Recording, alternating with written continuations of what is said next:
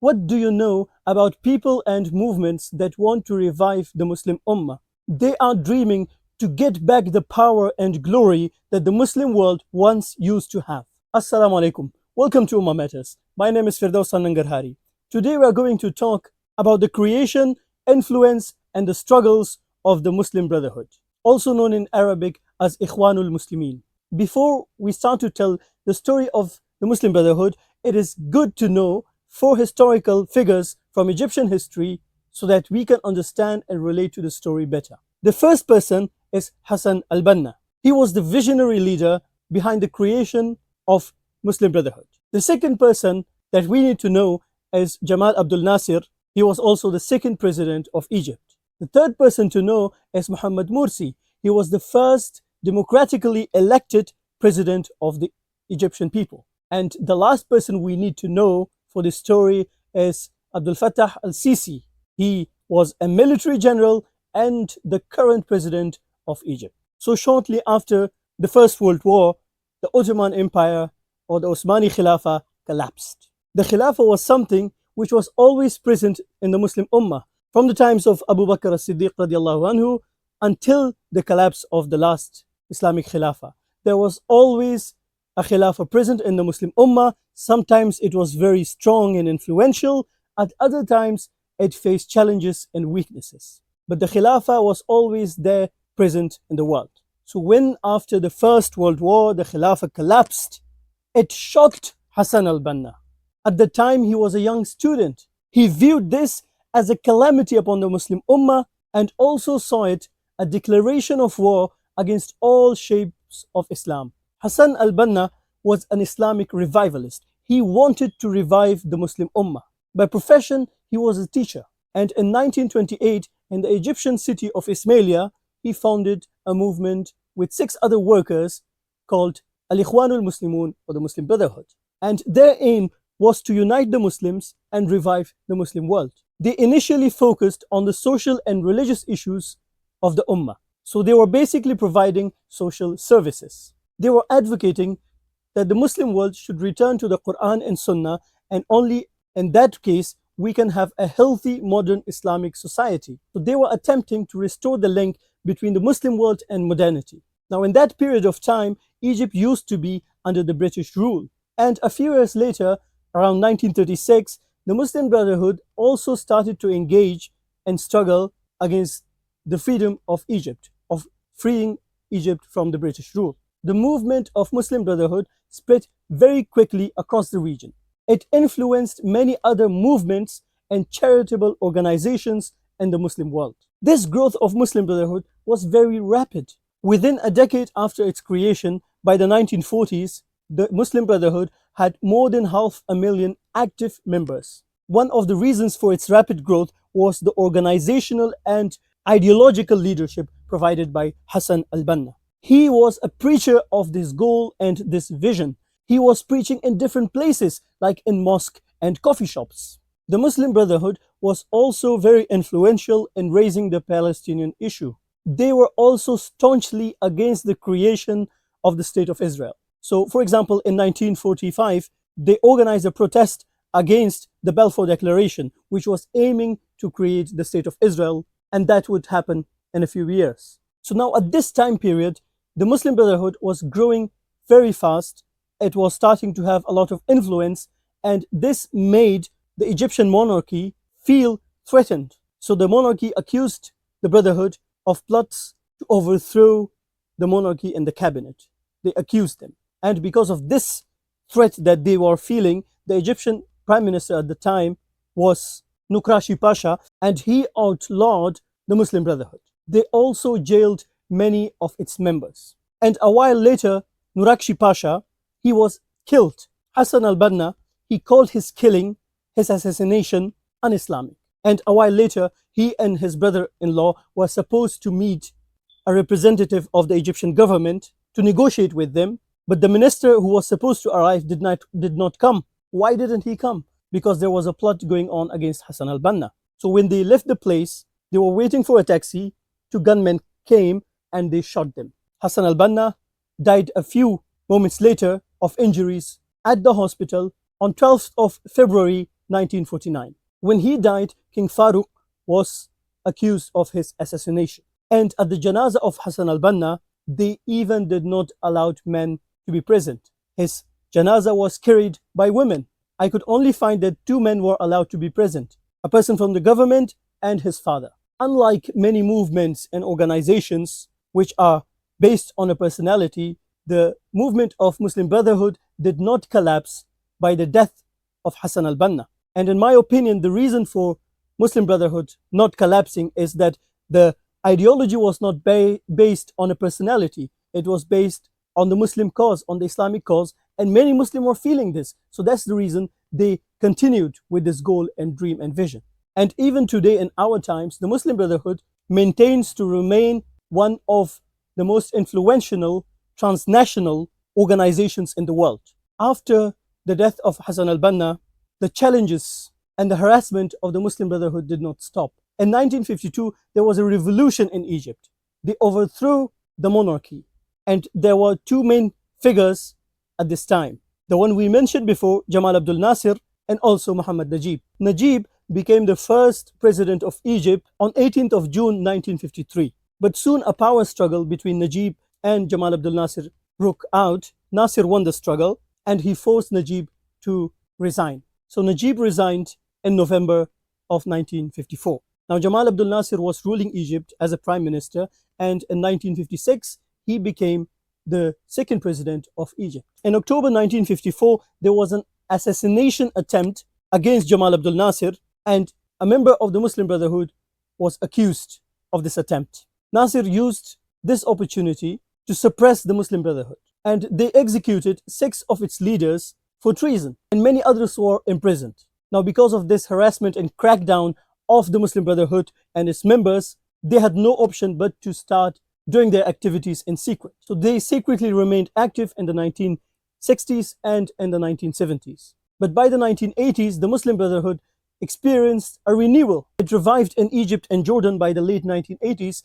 They also competed in legislative elections. In the 1990s, the Muslim Brotherhood boycotted the elections and they joined the opposition. And keep in mind that the Muslim Brotherhood remained banned in Egypt at this period. Some of the members of the Muslim Brotherhood participated in the parliamentary elections of 2000, but they participated as independent candidates because their party was banned.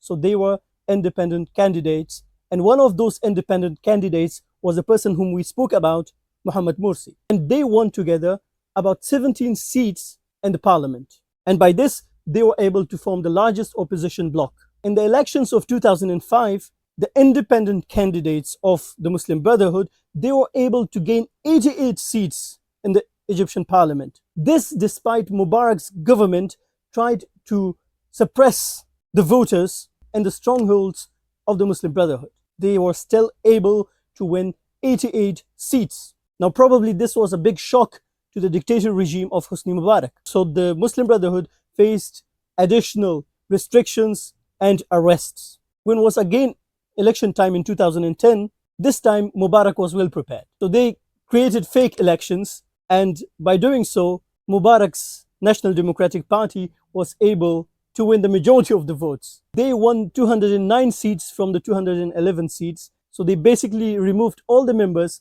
of the Muslim Brotherhood from the parliament. Shortly after this, protests started to occur against the rule of Hosni Mubarak, who was ruling Egypt for a very long time. So these protests started in January of 2011, and by February, Mubarak was forced to step down. Now during this revolution, the Muslim Brotherhood again was able to participate in elections. Between November and January 2011 and 12, the elections for the People's Assembly were held.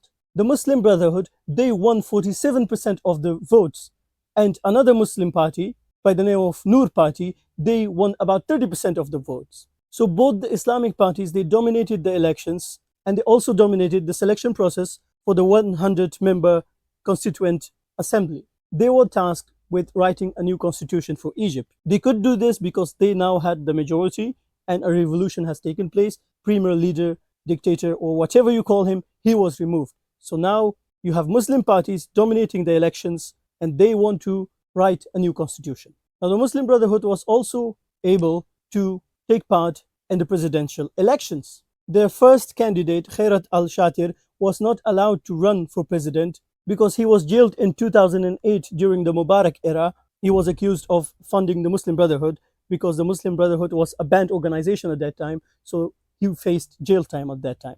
And that's the reason they said that legally he's not able to participate in elections because he has been jailed. So at this time, the Muslim Brotherhood chose another candidate by the name of Dr. Muhammad Morsi. In the elections, Muhammad Morsi defeated Ahmad Shafiq, who was the prime minister in Mubarak's era. And this made Muhammad Morsi the first ever Egyptian president who is democratically elected.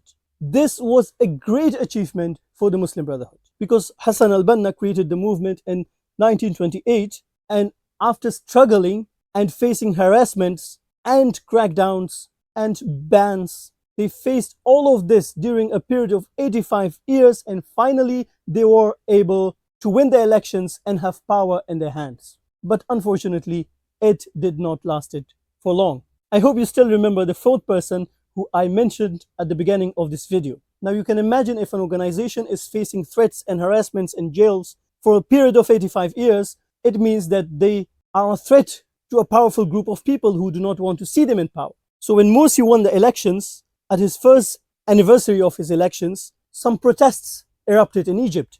They wanted to remove, they were asking for the democratically elected president to resign. Now in a democracy, protests are the right of citizens. Citizens can protest and make demands. But these protesters wanted Morsi to resign. This whilst he had won the majority of the votes.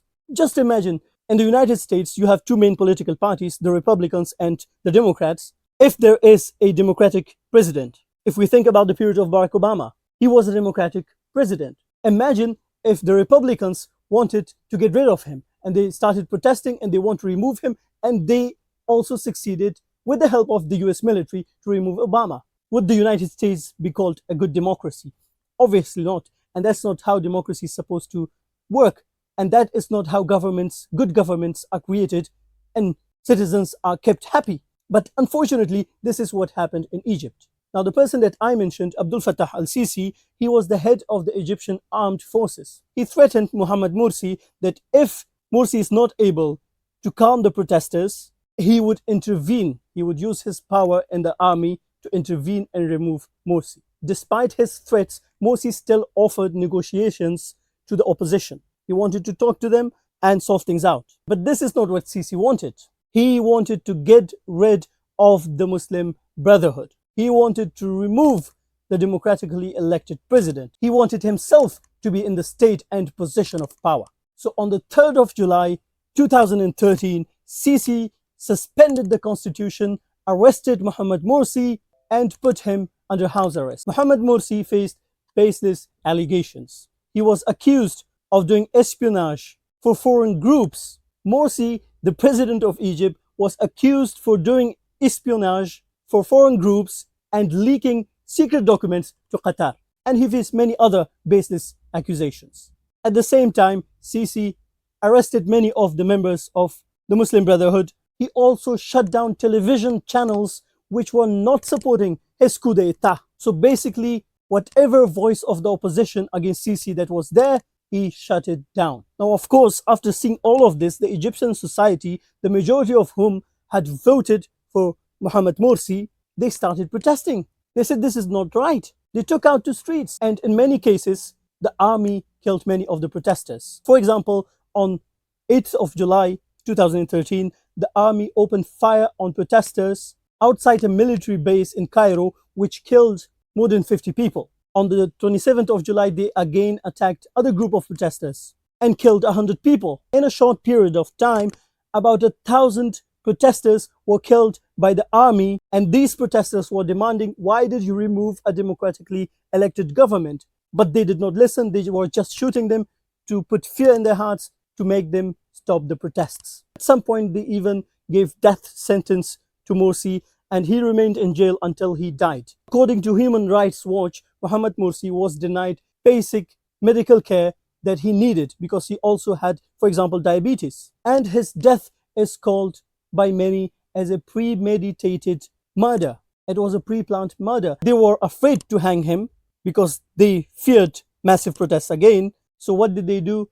They basically denied his needs for healthcare and let him die. So this is a clear case of a powerful group not wanting Muslim Brotherhood to hold the position of power, even though they were democratically elected. They saw to it that the Brotherhood again is banned and the leaders of it are jailed. Shortly after they removed Mohammed Morsi in September of 2013, the Egyptian government under Sisi again banned the Egyptian Brotherhood and they designated it as a terrorist organization. They designated a democratically elected government and a group behind it. They designated it as a terrorist organization. Indirectly, they called all the voters, the majority of people who voted for Muslim Brotherhood, they called them supporters of terrorism and terrorists. Muslim Brotherhood in Egypt is the largest opposition, and they have been facing harassments and jail times and death sentences for decades. After the last crackdown of 2013, Sisi and his group of people, they have no opposition in politics to worry about. They have full control over Egypt. And Sisi, his group of supporters who are in power, they're probably thinking that this will remain like it is, and they will see to it that the Muslim Brotherhood has no chance to come back to power. Now, Allah knows best what happens in the future. We cannot predict the future. But if we look at the history of Muslim Brotherhood, they have faced crackdowns, accusations, and bans in the past also. And they were able to remain secretly active. And when they saw an opportunity, they came back to power.